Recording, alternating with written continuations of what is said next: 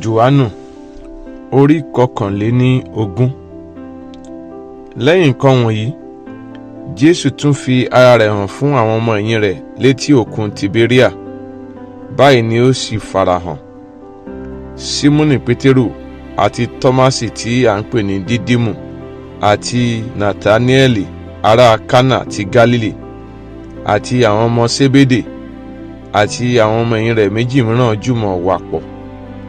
Símónì Pétérù wí fún wọn pé, èmi ń lọ pẹja. Wọ́n wí fún un pé, àwa pẹ̀lú ń bá ọ lọ. Wọ́n jáde, wọ́n sì wọ inú ọkọ̀. Ní òru náà wọn kò sì mú ohunkóhun. Ṣùgbọ́n nígbà tí ilẹ̀ bẹ̀rẹ̀ sí í mọ́, Jésù dúró létí òkun. Ṣùgbọ́n àwọn ọmọ ẹ̀yìn kò mọ̀ pé Jésù ni. Nítorí náà Jésù wí fún wọn pé, ẹ̀yin ọmọdé, ẹ ní oúnjẹ díẹ̀ bí? Wọ́n dá lóhùn wípé, rárá o. Ó sì wí fún wọn pé, ẹ sọ àwọn yín sí apá ọ̀tún ọkọ̀, ẹ̀yin yóò sì rí. Nítorí náà wọ́n sọ ọ́, wọn kò sì lè fà á jáde nítorí ọ̀pọ̀ ẹja. Nítorí náà ni ọmọ ẹ̀yìn náà tí Jésù fẹ́ràn wí fún Pétérù pé, Olúwa ni. Nígbà tí Símónì Pétérù gbọ́ pé Olúwa ni, bẹ́ẹ̀ ni ó di àmùrè ẹ̀wù rẹ̀ mọ́ra, nítorí ó wà ní ìhòhò, ó sì gbé ara rẹ̀ sọ sínú òkun. Ṣùgbọ́n àwọn ọmọ ẹ̀yìn yòókù mú ọkọ̀ kékeré kan wá, nítorí tí wọn kò jìnnà sílẹ̀, ṣùgbọ́n bí ìwọ̀n igba ìgbọ̀nwọ́. Wọ́n wọ́ àwọ̀ náà tí ó kún fún ẹja.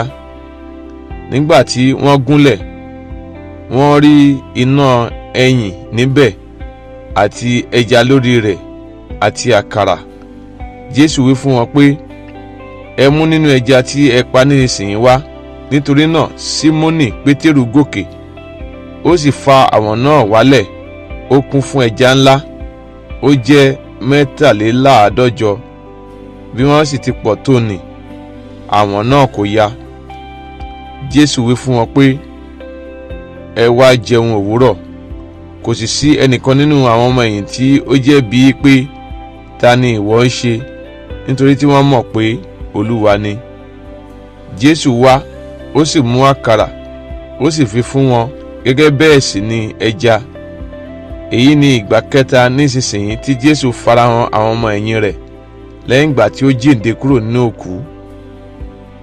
Ǹjẹ́ lẹ́yìn ìgbà tí wọ́n jẹun òwúrọ̀ tán, Jésù wí fún Símónì Pétérù pé, Símónì, ọmọ Jónà, ìwọ fẹ́ mi ju àwọn wọ̀nyí lọ bí?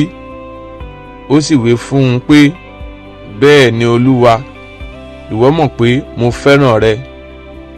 Ó wí fún un pé, máa bọ́ àwọn ọ̀dọ́ àgùntàn mi. Ó tún wí fún un nígbà kejì pé, Símónì, ọmọ Jónà, ìwọ fẹ́ mi bí? Ó wí fún un pé, bẹ́ẹ̀ ni Olúwa, ìwọ mọ̀ pé mo fẹ́ràn rẹ. Ó wí fún un pé, máa bọ́ àwọn àgùntàn mi. Ó wí fún un nígbà kẹta pé, Símónì, ọmọ Jónà, ìwọ fẹ́ràn mi bí? Inú Pétérù bàjẹ́ nítorí tí ó wí fún un nígbà ìkẹta pé, ìwọ fẹ́ràn mi bí? Ó sì wí fún un pé, Olúwa, ìwọ mọ ohun gbogbo, ìwọ mọ̀ pé mo fẹ́ràn rẹ. Jésù wí fún un pé, máa bọ́ àwọn àgùntàn mi. Lóòótọ́ lóòótọ́ ni mo wí fún ọ, nígbà tí ìwọ wà ní ọ̀dọ́mọdé, ìwọ a máa di ara rẹ ní àmùrè, ìwọ a sì máa rìn lọ sí ibi tí ìwọ bá fẹ́. Ṣùgbọ́n nígbà tí ìwọ bá di arúgbó, ìwọ yóò na ọwọ́ rẹ jáde, ẹlòmíràn yóò sì dì ọ́ ní àmùrè, yóò sì mú ọ lọ sí ibi tí ìwọ kò fẹ́. Ó wí èyí, ó fi ń ṣàpẹẹrẹ irú ikú tí yóò fi yin Ọlọ́run lógo. Lẹ́yìn ìgbà tí ó sì ti wí èyí tán, ó wí fún un pé, máa tọ̀ mí lẹ́yìn. Pétérù sì yí padà, ó rí ọmọ ẹ̀yìn nì, ẹni tí Jésù fẹ́ràn, ń bọ̀ lẹ́yìn, ẹni tí ó sì rọ̀gùn sí àyà rẹ̀ nígbà oúnjẹ alẹ́, tí ó sì wí fún un pé, Olúwa, ta ni ẹni tí yóò fi ọ́ hàn? Nígbà tí Pétérù rí, ó wí fún Jésù pé, Olúwa, eléyìí à ń kọ́?" Jésù wí fún un pé, "Bí èmi bá fẹ́ kí ó dúró títí èmi yóò fi dé, kí ni èyí nì sí ọ? Ìwọ máa tọ̀ mí lẹ́yìn." Nítorí náà ọ̀rọ̀ yìí sì tàn ká láàrin àwọn arákùnrin pé ọmọ yìí ni kì yóò kú. Ṣùgbọ́n Jésù kò wí fún un pé òun kì yóò kú, ṣùgbọ́n bí èmi bá fẹ́ kí ó dúró títí èmi yóò fi dé, kí ni èyí nì sí ọ? Èyí ni ọmọ yìí náà tí ó jẹ́rìí nǹkan wọ̀nyí, tí ó sì kọ̀wé nǹkan wọ̀nyí. Àwa sì mọ̀ pé òtítọ́ ni ẹ̀rí rẹ̀. Ọ̀pọ̀lọpọ̀ ohun mìíràn pẹ̀lú ni Jésù ṣe, èyí tí bí a bá kọ̀wé wọn ní ọ̀kọ̀ọ̀kan, mo rò pé ayé pàápàá kò lè gba ìwé náà tí a bá kọ.